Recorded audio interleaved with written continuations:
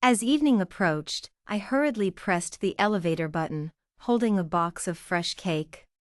It was the second day of my Cold War with David, and coincidentally, it was his birthday. I finally found an excuse to make amends and rushed to his place with the cake. Usually, whenever I went to his house, I had to inform him first, otherwise, he would complain about me touching his things. Although that time, I didn't touch anything, just sat on the sofa waiting for him. But this time was different, it was a surprise. He shouldn't be angry, right? The elevator finally arrived. I anxiously picked up the cake and walked towards David's door. Suddenly, a familiar voice stopped me in my tracks.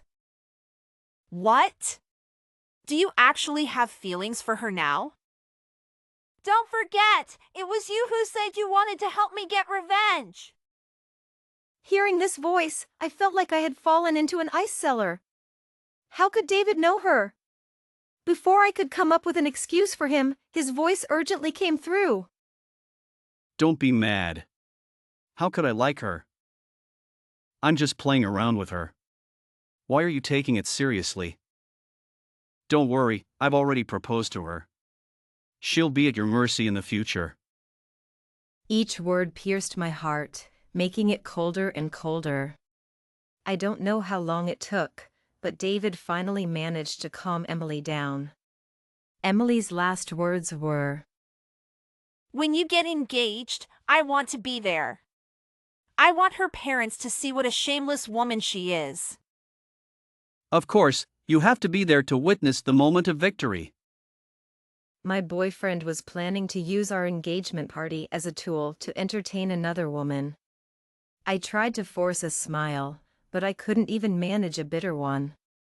I stood there foolishly at the door, listening to their degrading words about me, my legs going numb, and they still hadn't finished talking.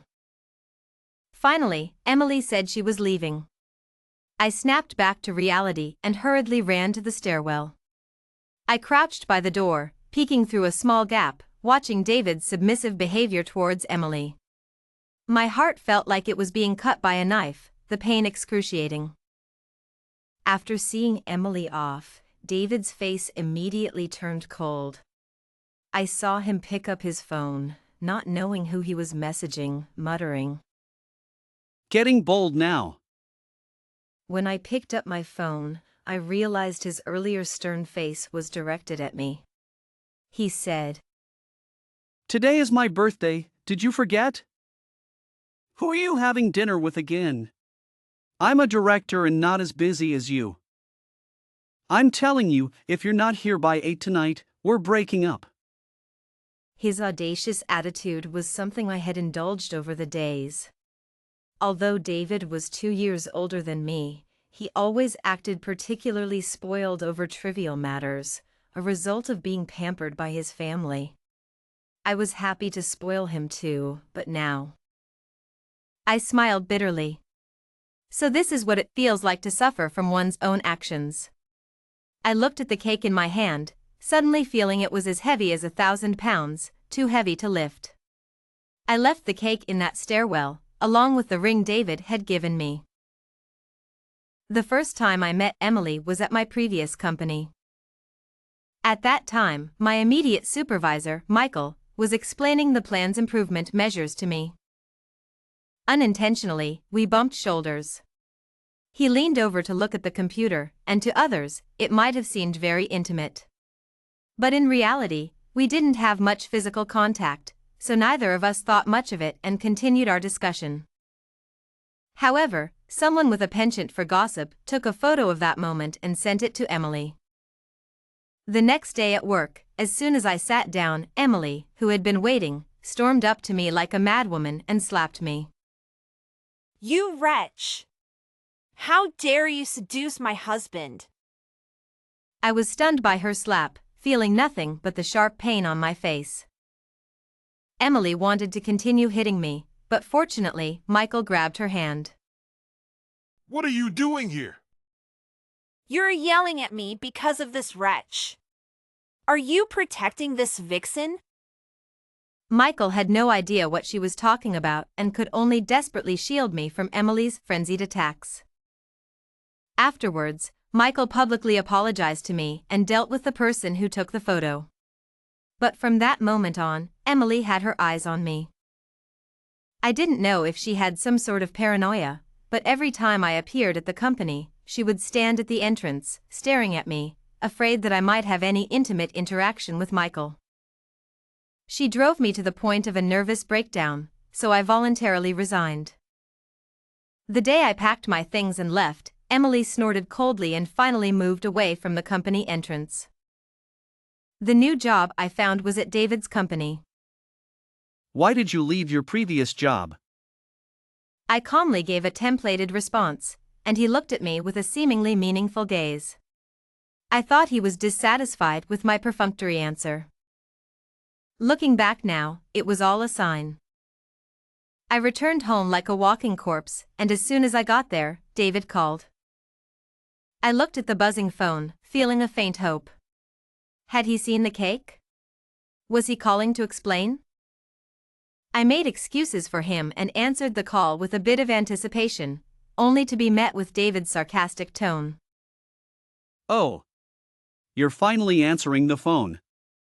Busy having dinner with some other guy again? His sarcastic tone left me stunned, and it took me a while to remember the guy he was talking about. Previously, a long-term client of the company had asked me out for dinner. I thought it was to discuss a contract, but it turned out he wanted to confess his feelings. Although I always claimed I wasn't single, no one at the company had ever seen my boyfriend and thought it was just an excuse not to date. Someone must have told him. I awkwardly watched him holding flowers with a smile, racking my brain for a polite way to refuse, not noticing that David was sitting behind me at the time. He mistook my brief silence for being moved and immediately bought a ring to secure me. At that time, he leaned on the sofa, roughly put the ring on my finger. Let them doubt it now. Even though I didn't want to get engaged so soon, seeing how much he cared about me, I happily accepted. The ring he bought was the latest model of the season, and after that, no one dared to bother me anymore. But what followed was my team leader frequently hinting at me, asking if I was getting married. I knew what she meant. She was afraid I would start taking leave and not work properly. I always went to great lengths to explain, fearing misunderstandings, but David was unhappy, thinking I didn't love him and started giving me the cold shoulder. At that time, I sighed, thinking that even though he was 2 years older than me, he was still so childish in relationships. But now, I couldn't help but think that he wasn't oblivious to my difficulties, he just didn't care and simply wanted to make things difficult for me.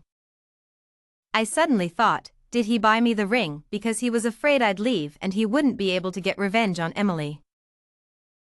After seeing Emily off, David's face immediately turned cold. He picked up his phone and started messaging someone, muttering under his breath. Getting bold now. I picked up my phone and realized his earlier stern face was directed at me. Today is my birthday, did you forget? Who are you having dinner with again? I'm a director and not as busy as you. If you're not here by 8 tonight, we're breaking up. His audacious attitude was something I had indulged over the days.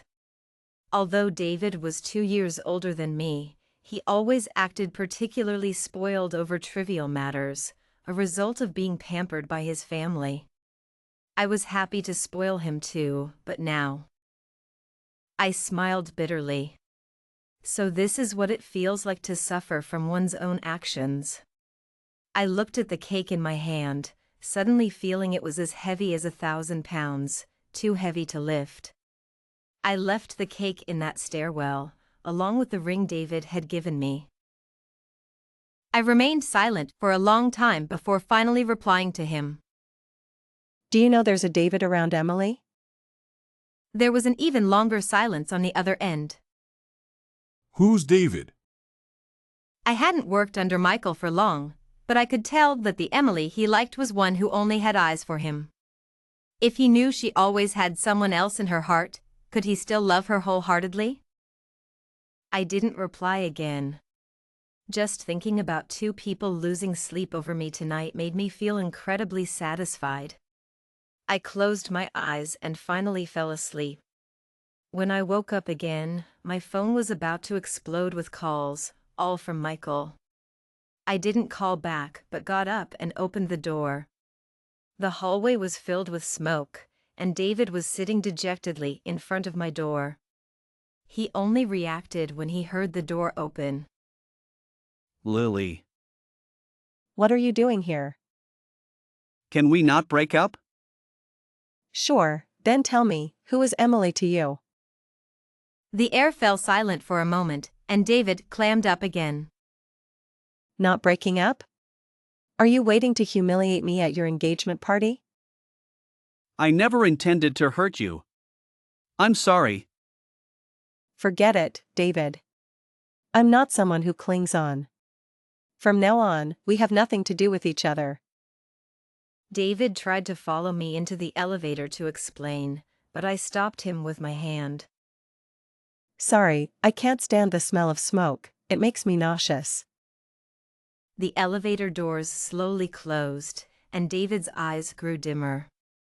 Michael kept calling, but I didn't answer any of them. Some things can't be said by me, he has to guess and verify them himself.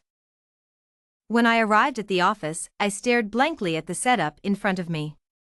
The stomach medicine David gave me still had half a tablet left, the cushion on the chair was something we bought together while shopping, and the cup I drank from was a matching set with the one at David's house. Everything was evidence of our secret love, which used to feel sweet but now seemed an eyesore. During lunch break, I threw these things away and went to the supermarket downstairs to buy new ones.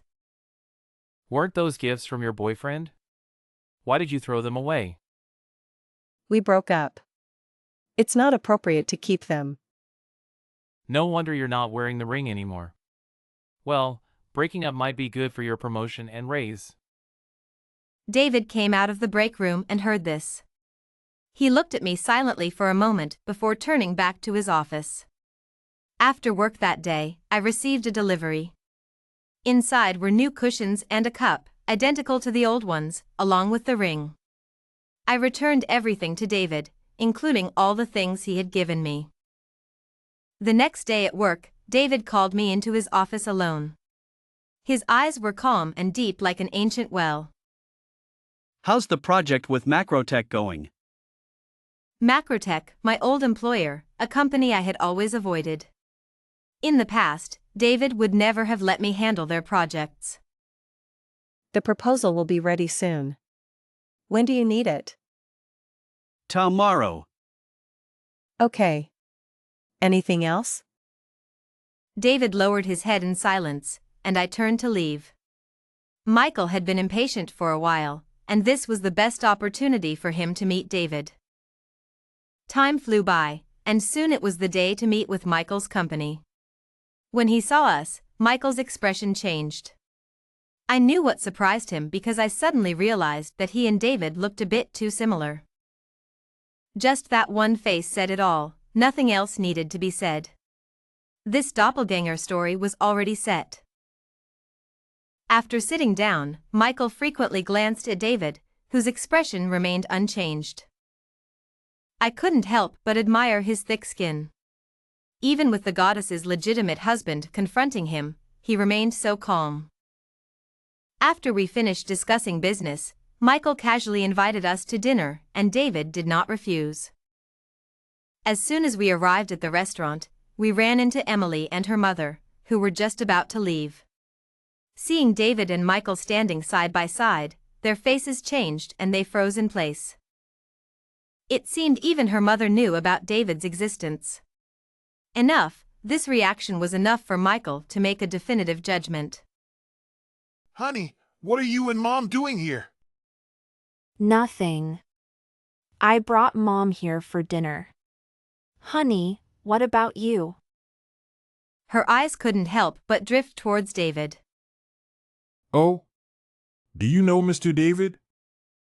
Never met him. How could I know him? Really?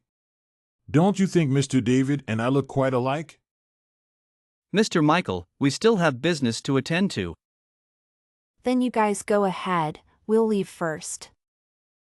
At the dinner table, Michael kept probing David about Emily, but David deflected all his questions. Mr. Michael, let's stick to business. Michael finally stopped his questioning, but I could still see the suspicion in his eyes. Once someone becomes suspicious, it only gets worse. As long as there's a rift between him and Emily, they will never be close again. I raised my glass, hiding the satisfaction in my eyes. David suddenly glanced at me, his eyes dark and stormy. I pretended not to notice and continued eating. After the meal, we returned to the company. When getting into the car, I deliberately sat in the back seat. David hesitated for a second, then drove back with a composed expression. In the rearview mirror, his face looked grim. I suddenly remembered the first time I sat in his car after we confirmed our relationship. He didn't want to go public, so I was afraid of being noticed and always sat in the back seat, even in places where there was no one around. Until one time, I habitually walked to the back seat, but David coldly called out. Do you think I'm your driver? At that time, another girl was with us. She instinctively tried to help me out by moving to the front seat, but David stood by the door, staring at her coldly, making her feel awkward. I had no choice but to sit in the front seat. From now on, you can rightfully sit in the front seat. Aren't I smart? You seem quite pleased with yourself. I looked down, organizing my files, and smiled lightly. Completing this project means a promotion is in sight. How could I not be pleased? You know that's not what I'm talking about. I looked directly into the rearview mirror. Mr. David, do we have anything else to talk about? Do you have to talk to me like this? If Mr. David is talking about business, I don't think I've said anything wrong. If it's personal, I don't think we have anything to discuss. The company was just ahead. I put away my defensive stance and put on a polite, distant smile. Anything else, Mr. David? He didn't respond. As we arrived at the company entrance and I was about to get out of the car, he suddenly called out. What will it take for you to let her go? His heart was only for Emily. How could I have been so foolish to think otherwise? A chill ran through me, and the warm memories turned to ashes. Forcing a smile, I said, If you could disappear forever, I might consider it. I didn't wait for his response and got out of the car immediately. I knew I was fleeing in panic, and I knew it was pathetic, but I couldn't stay in that space for another second. How dare he trample on me like this? What did he take me for? David came in, and I tried to focus, sitting upright and staring at the computer screen, not sparing him a glance. When he entered the office, I felt a wave of helplessness. He didn't care about me at all, so what was the point of all this? Everything I was doing now would only result in Michael leaving Emily, which was exactly what David wanted. I felt a surge of anxiety and began to regret my impulsiveness. Michael had messaged me, saying he had important news to tell me. What did you say? He and Emily are siblings? Michael had discovered that Emily and David were half-siblings. David's father had remarried Emily's mother. When they got married, David and Emily were both hot-blooded college students, and two young people living under the same roof every day inevitably led to complications. Later, David's father accidentally caught them and had a stroke on the spot. They had to end it. So, they started to ruin our lives? Emily found Michael, who looked almost identical to David, and David, to silently protect the woman he loved, turned to take revenge on me. How could such people deserve to live well? How could they escape retribution?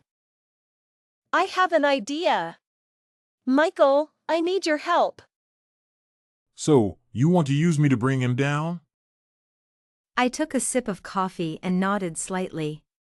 Michael's face darkened, his expression uncertain. I needed Michael to cooperate, to make David make a critical mistake. I knew the risk was high. If discovered, we would definitely be fired. But I bet he would be willing. After all, the humiliation of being the original partner turned into the third wheel was not something anyone could easily endure. Perhaps Michael still had some lingering feelings for Emily, but that didn't mean he would let David off easily. Michael thought for a long time and finally nodded. He drove me home, and along the way, we discussed many details. I had been brought up by him, so we had a good understanding of each other. I regret it. I shouldn't have let you go back then. Yes, if I hadn't left back then, I would have made it to the management level by now, instead of starting over. I snapped out of my thoughts and smiled indifferently. As long as David was removed, the director position would be vacant, and my promotion wouldn't be far off. At the entrance of the community, I casually glanced around and saw a familiar license plate. It was David's car. Michael, do me a favor. Michael got out of the car to open the door for me and accompanied me into the elevator and into my home. I turned on the light and quickly turned it off again.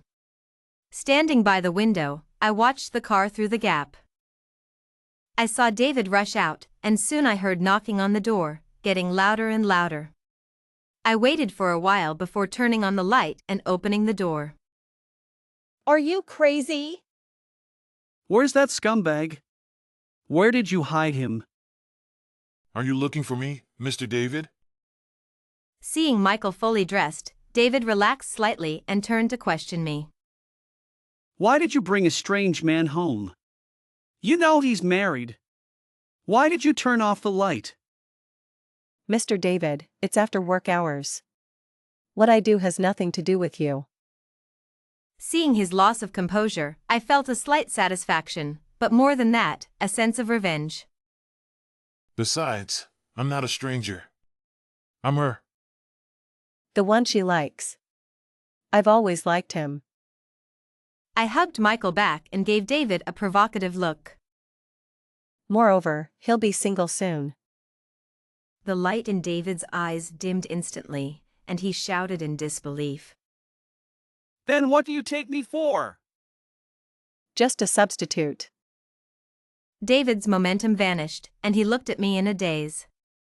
When the knife doesn't fall on you, you'll never know how much it hurts. It's not like only you can play the substitute game.